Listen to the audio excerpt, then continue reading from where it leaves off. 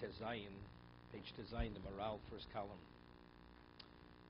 The Maharal explained that the story of Lozber Shimon, that because he engaged in Torah at such an exceptional level, he was touched with a certain degree of euphoria, and he felt elite and superior, and because he had the superior feeling, because of the Torah that he had acquired, therefore he spoke out of turn to this person, saying, I've never seen such an ugly person. He felt because he was so superior to the other person, he had a right to point out the other person's deficiencies, his ugliness. He disgraced a creature, creation of God, something which is totally inappropriate. Torah, he was himself was one of the leading Torah sages of the generation.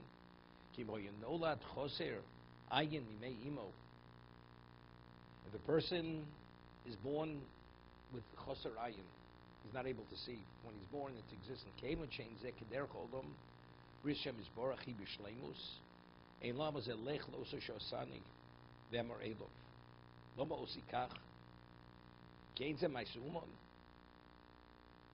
avo zeh shlo yebomum, vari maisumon kikach hi abriya ba'atzmo. What he's saying is like this. A child is meant to be born with eyes. So that's a craftsman. God created something within has a semblance of perfection. It's perfect. But if a person is born ugly, or let's say a person, God forbid, is born without a limb, okay? That's a handicap.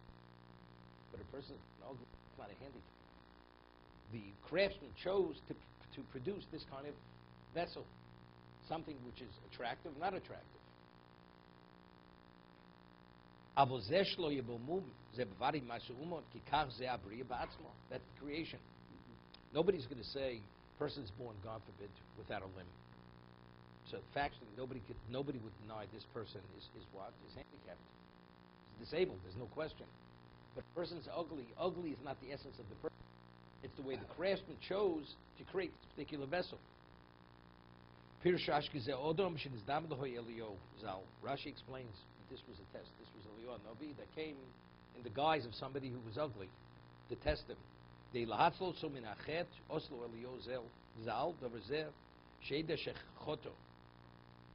him to do tshuva. I mean, what was this person's reaction? This ugly person he says, why don't you go to the creator? Why don't you go to the craftsman, to the potter, and speak to him about it? What are you coming to me? It's not my issue. It's the craftsman's, it's the artisan's issue. So, because it would have been someone else, an ordinary person, the person would have responded. So because he wanted Reb Lozer, Reb Shimon to do the correct wrong, so the community encouraged to forgive him. He says on one condition: he doesn't repeat this behavior again.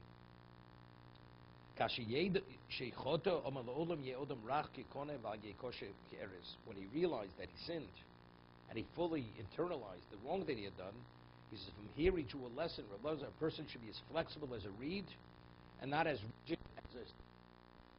Seemingly he should have said you should be humble. Why did he speak? It says because he was because he felt superior, felt elitist. He had his at turn. So the lesson he should be this recognize should be. Mishum says you should learn from here that you should be as a reed and not rigid as a. No. This was Reb Shimon. But he forgave him. He forgave him. So what? He didn't deserve to be. Deserved to be.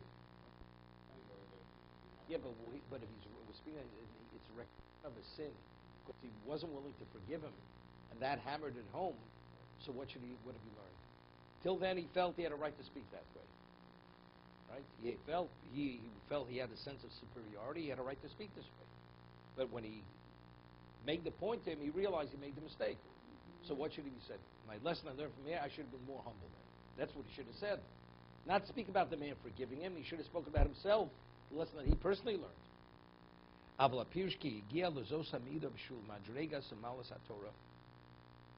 Balze Omer Shtal Chochem Asher Ola L'Mal HaTorah Yirach K'mo Koneh. Ki HaKoneh Kasher Ola L'Malo Kol Ocho Ola Kofi Ferosho. Ze B'Shul Shurach Kofi V'Skomoso. V'Eres Hu Hebech Ze B'nei Shu Koshe Kol Ocho Misale Hu Zokuf V'Eino Kofu V'Dvorim Eilu V'Vorim. He says, no, it's not going on the person forgiving, it's himself. Which means a reed, as it grows, it bends over on its top. As high as it goes, it's still bending.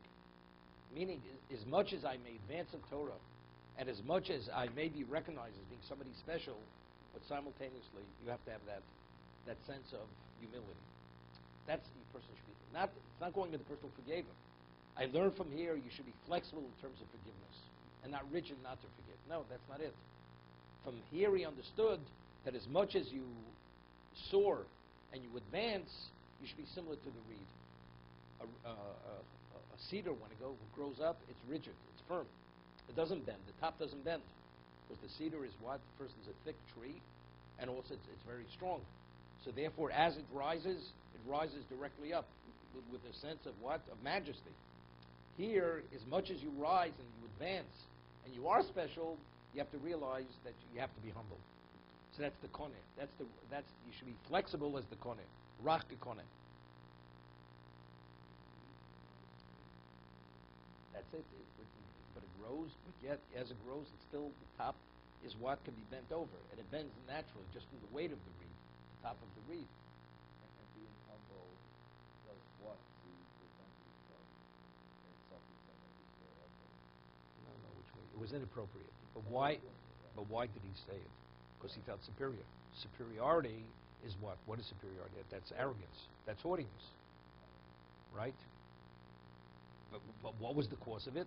Because he engaged in Torah. So he was elevated. He was advanced. But even though you grow and you're advanced, you have to be similar to the reed. That as much as it grows, simultaneously, the top bends over because it's soft.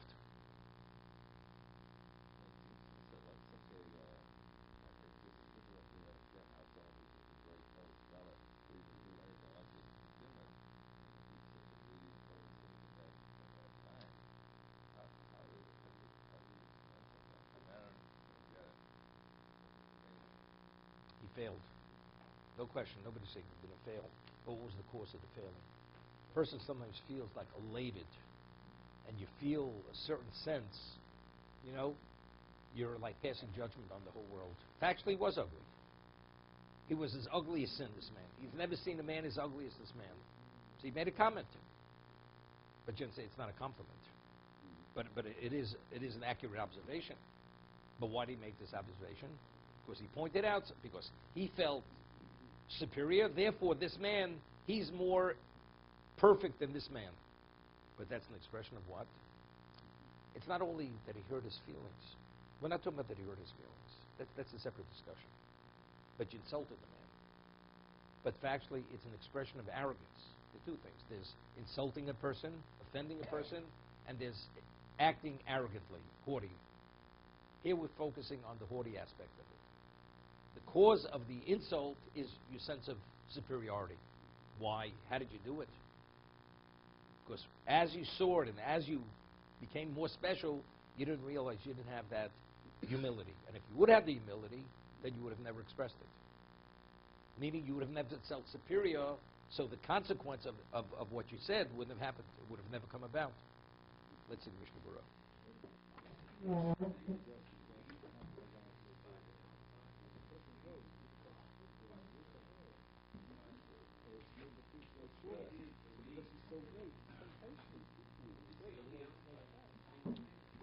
Not true. A reed sometimes has it's not hollow. A reed is not hollow. It has like marrow. It's like cellulose inside. The reed has cellulose inside. It's not hollow. The reed is not hollow.